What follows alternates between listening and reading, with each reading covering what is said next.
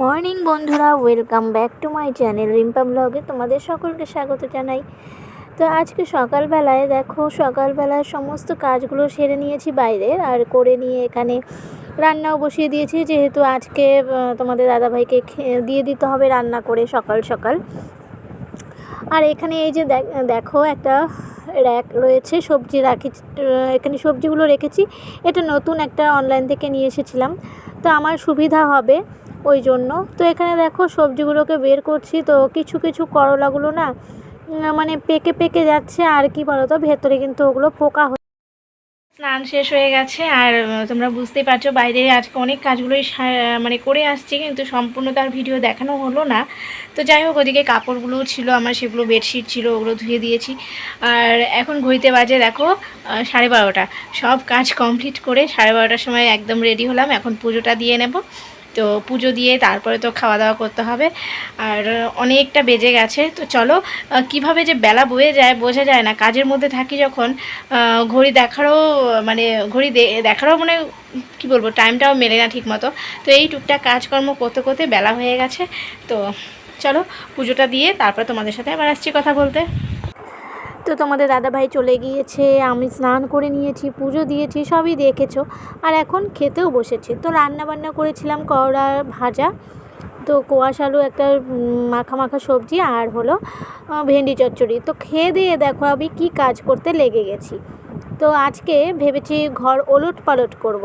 তো সমস্ত জিনিস এদিক থেকে এদিকে সরিয়ে নিয়েছি। আর অ্যাকচুয়ালি স্নানটা সেরেই, অনেকে বলবে স্নানের আগে করার কথা, কিন্তু কারণ কি, ঠাকুরের আসনটা যে আমাকে সরাতে হবে, ওই জন্য আমি স্নানটা করে নিয়েছিলাম। তো এখন চোখ মুখ দেখে বোঝা যাবে না যে আমি স্নান করেছি, এতটাই গরম, তার মধ্যে এগুলো কাজগুলো করে নিলাম। পরে আবার সেই চেঞ্জ করে নিতে হবে, চোখ মুখ ধোবো, ফ্রেশ হব। তো এখানে দেখো একটা জিনিস ওলট পালট করলে ঘরে অনেক কিছু জিনিস সরাতে হয়।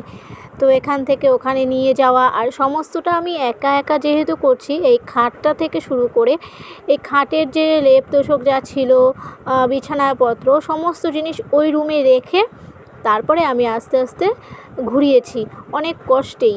আর এখানে দেখো চালের ড্রামটাও নিচে থাকে, তো চালের ড্রামটা কিন্তু আমার খাটের নিচের দিকে থাকে একটায়, তো ওখানটায় রাখি জন্য একটু পরিষ্কার করে নিলাম। আর ঠাকুরের আসনটাও মোটামুটি এক সাইড করে রেখেছি, কিন্তু তাও এখনও কৌটোগুলো ওই র্যাকটার মধ্যে ভালো করে গোছানো হয়নি। তো এবার আমি ভাবছি যে আগে বিছানাটাকে গুছিয়ে নিই। বিছানা আমার এলোমেলো থাকলে না ভালো লাগে না, কতক্ষণে আমি বিছানাটা গুছিয়ে নেব।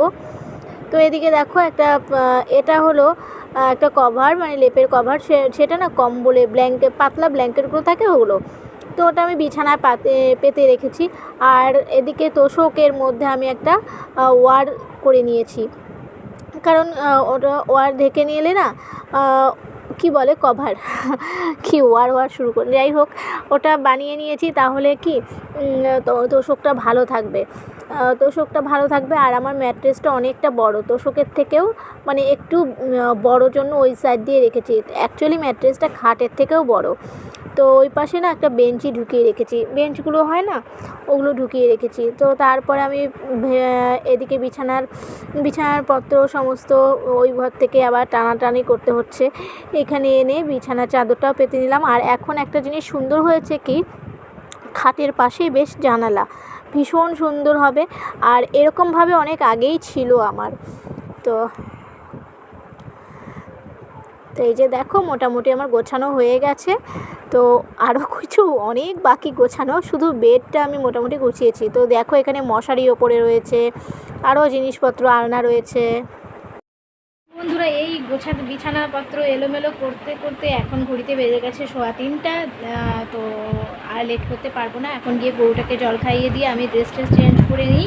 তারপর টিউশন আছে, টিউশনে যেতে হবে। আর এই আলনার যে কাপড় চোপড়গুলো দেখতে পাচ্ছ, এগুলো এখন আর গোছাবো না, সন্ধেবেলা এসে তারপর গোছাবো।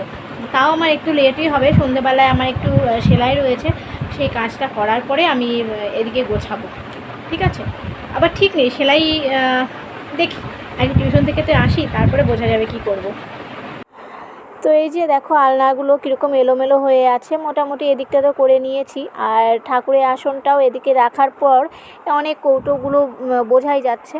তো দেখো আমি তো এভাবে এলোমেলো করে আলনাটা ধুয়ে চলে যাব তো টিউশনে। আর টিউশন থেকে এসে তারপরে কাজগুলো করে নেব। তো দেখতে থাকো। তো এরই মধ্যে আমি টিউশন থেকে এসেছি, আবার এসে আমি কাজগুলো করব।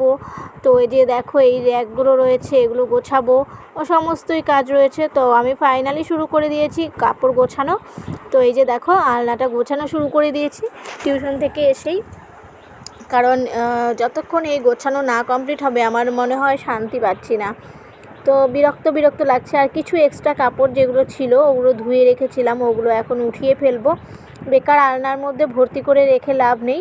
তো এখানে দেখো কিছু জিনিসগুলো রয়েছে, এগুলোকে আমি এখন উঠিয়ে ফেলছি। হ্যাঁ, ঘর দোয়ার কমপ্লিট করে নিয়েছি, গোছানো হয়ে গেছে। তো এই যে দেখো, দেখতেই পাচ্ছ। আর এই যে আলনা,